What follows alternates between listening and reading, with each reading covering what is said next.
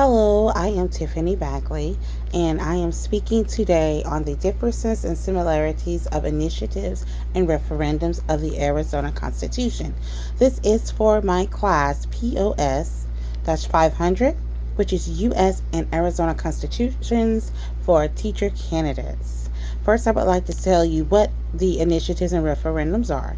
An initiative process is a method in which voters can directly propose and enact laws or amend existing laws by gathering signatures to place measures on a ballot.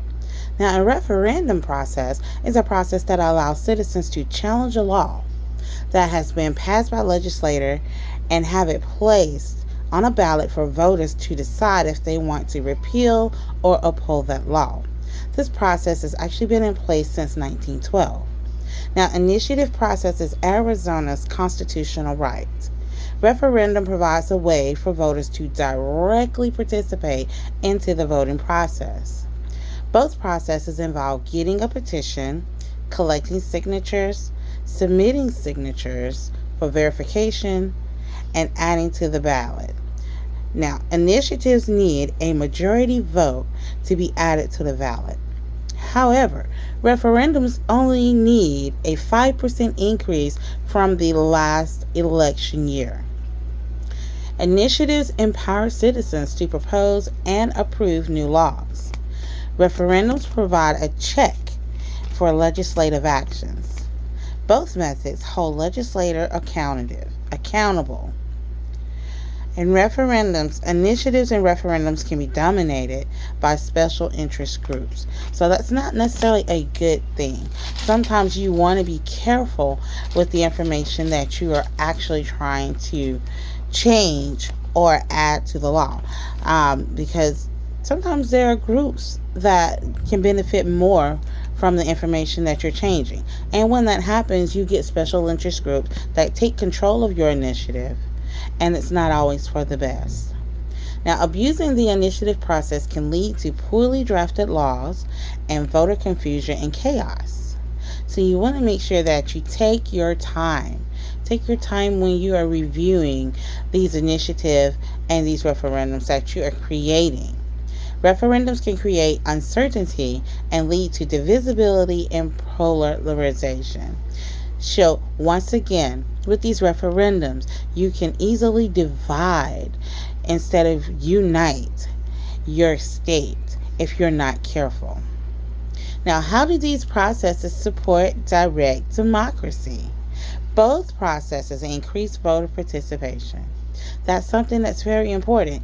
We always want voters to come out and have a say in what the laws are of their state. The second thing is initiatives promote citizens in the lawmaking process. This allows citizens to go out and actually campaign for what they believe is important. These are things that are near and dear to their heart. They don't have to rely on someone to speak on their behalf on something that they do not agree. They don't have to just accept a filibuster.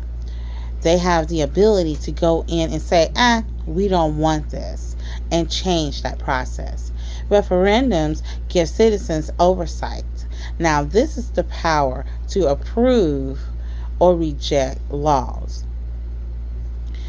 That simply means that if they don't agree with that law, or they don't agree with how that law is being enacted, they have the power. The citizens of Arizona have the authority to go in and change that law. They can make it better. Referendums also hold state representatives accountable. Now, to me, that is the most wonderful thing of referendums. It's accountability. We all need accountability. If there wasn't any accountability, then people would do what they wanted to do, when they wanted to do, how they wanted to do it. They would promise things and never make good on their promises. And who loses in those situations? We do, the citizens.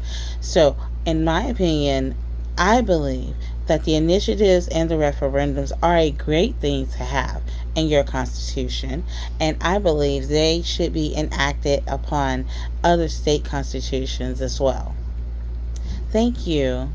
and have a wonderful day.